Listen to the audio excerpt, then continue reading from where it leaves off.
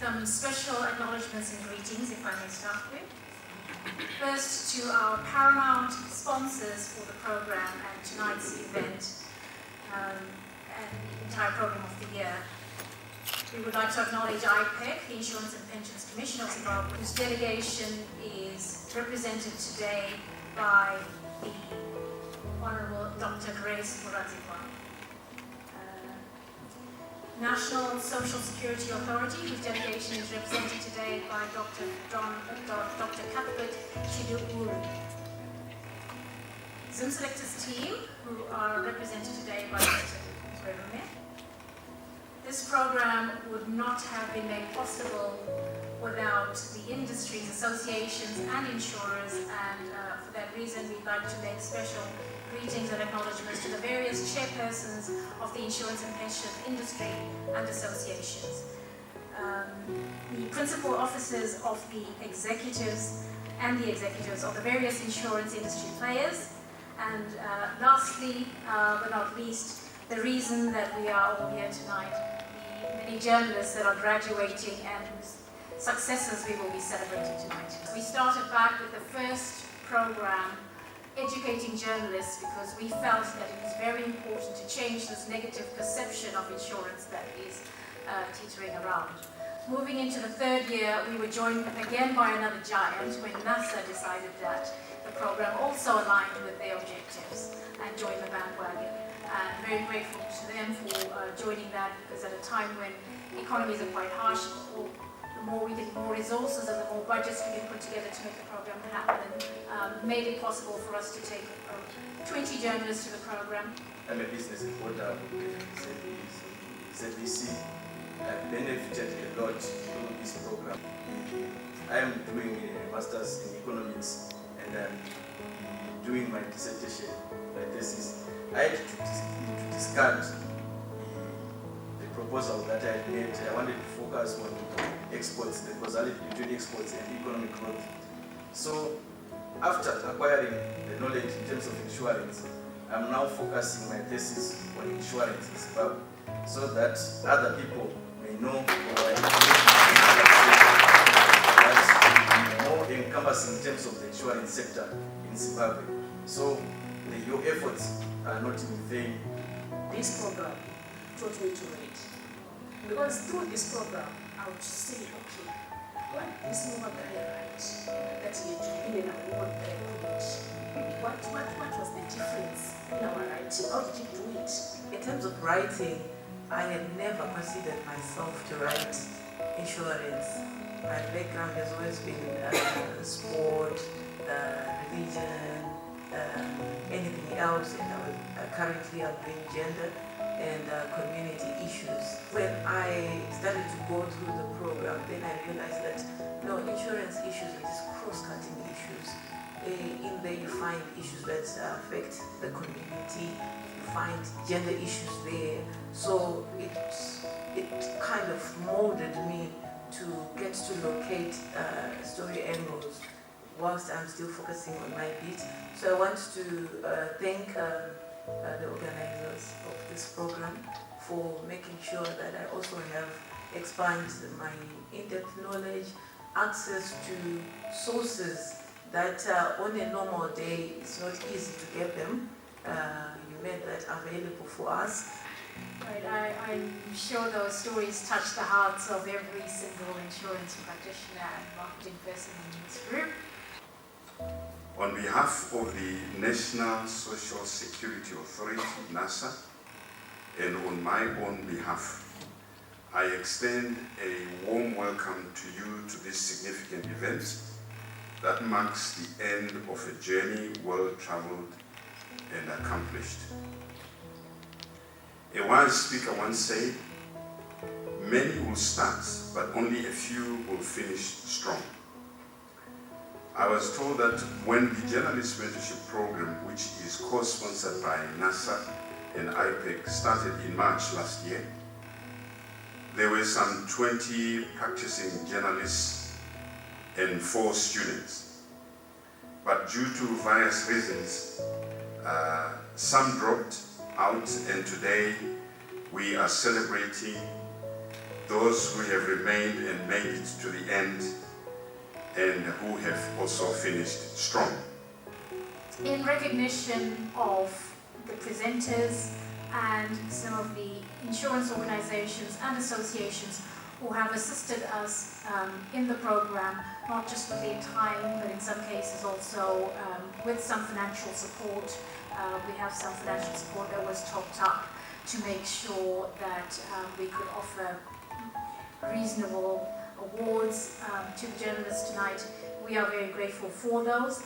On behalf of the sponsors IPEC and NASA, we would like to bring up onto the stage to recognize and issue some certificates of recognition to some of those associations this evening. It is my pleasure to address you tonight as we celebrate the successful completion of the 3rd edition of an 11-month insurance and pensions mentorship program for journalists since the launch of the program in 2017. And I'm sure most of us are now aware that the objective of the mentorship program is to raise insurance and pensions awareness among members of the 4th estate in order to inspire interest and media excellence in the coverage of insurance and pension matters. As a society, we need knowledgeable and well-trained business, financial, and economic journalists to serve as watchdogs and chronicles of the fundamentals and events that shape our socio-economic status. It is our belief as IPEC that if journalists are equipped with information, the whole nation will be adequately informed. We would like to call upon to the stage Ms. Fatima Bola, who is the winner of the Journalist Month of December.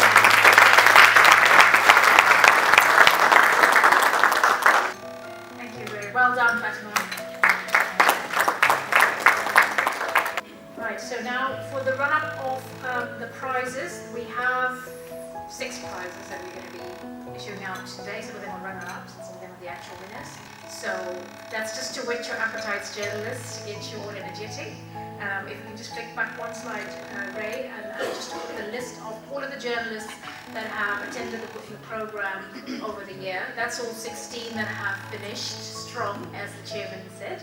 So journalists, if you could get yourselves all up and ready in order of alphabetical listing of your first name, so that we can do the run through really quickly and get to the awards, because we are running short of time now. But if we could have Davison Vandira from ZBC Television to come up and receive his award.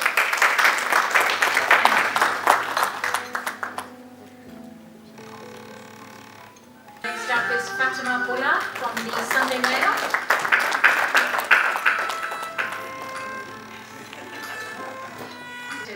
Hey, Amot, please, if we could have you up on stage. Thank you.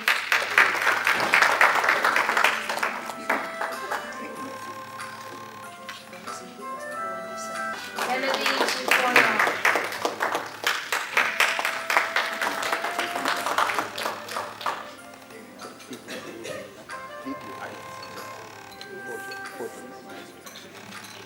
Michael from the Herald. Michael from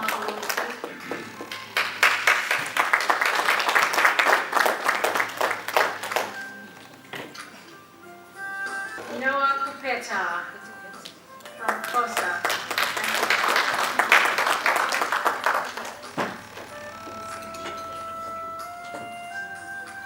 If we could have Seymour Hallway, please.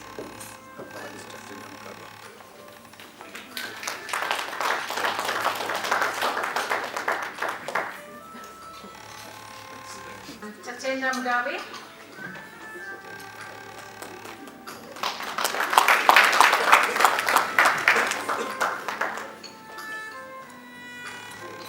Tawanda Musaru from Sunday Mail.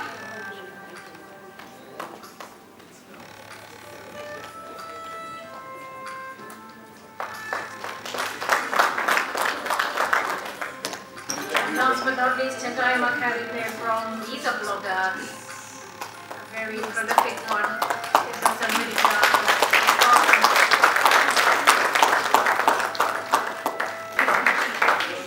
Right, so we're going to get into the awards now, and we're going to award, starting with the best technical content award. We have a runner-up and then a winner. So I think one of the presenters this evening have talked about the quality and content, the accuracy, sensationalizing reasons. So we've heard all about that, and that is what we look for in articles. So for the next two journalists, we're recognizing their effort to produce rich, technically sound articles. And the runner-up for best technical content is Tendai Makaripe, the freelancer blogger. Give him a big round of applause. Actually, a student voice. We have now the winner for the best technical content. Whoa. And that's Melody Chikono. You met her up on stage. She spoke as if she knew. Well done.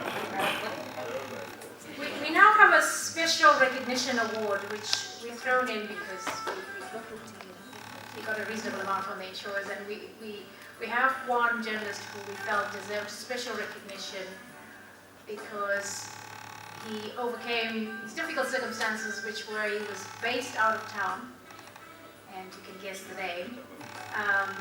And because he was so far out of town, he couldn't make all the sessions, and we didn't have enough funding in the budget to get him across, sponsors.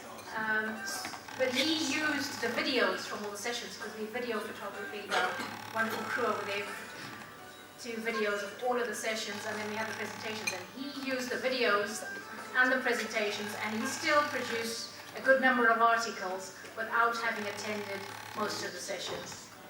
And he's all the way out in Kwekwe. He works for the Herald, and please come back up on stage, Michael Magawan.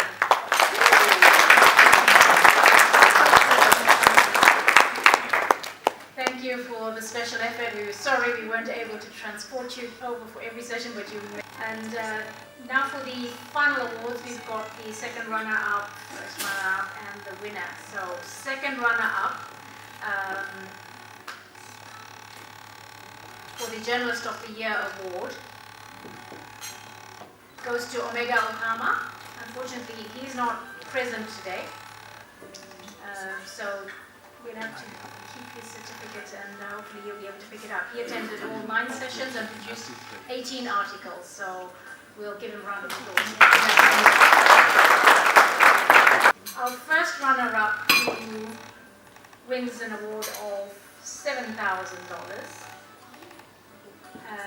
goes to Tawanda Masarua from Sunday Mail.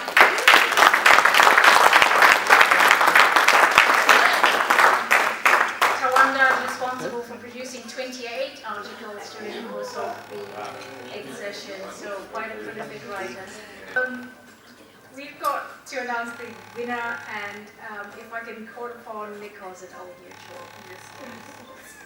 For the Journalist of the Year award, we have a journalist who has attended all of the sessions and produced a total of 52 articles.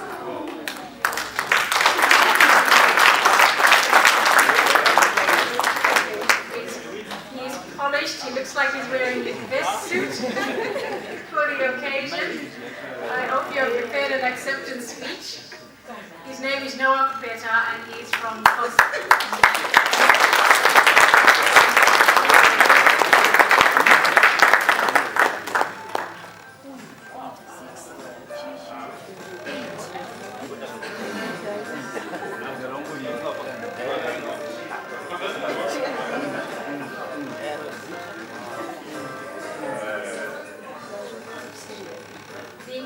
About Noah is as I mentioned, he's from COSA, which means he works within an educational institution. So he actually does not have direct access to the media in which he produces the articles. So he has produced those 52 articles based on his own drive, innovation, and creativity to go out there and find the contacts and the media houses that would publish his articles. So hands up again for Noah.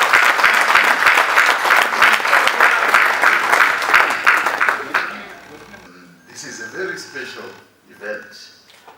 I think it started as a small idea and suddenly it has become a significant idea.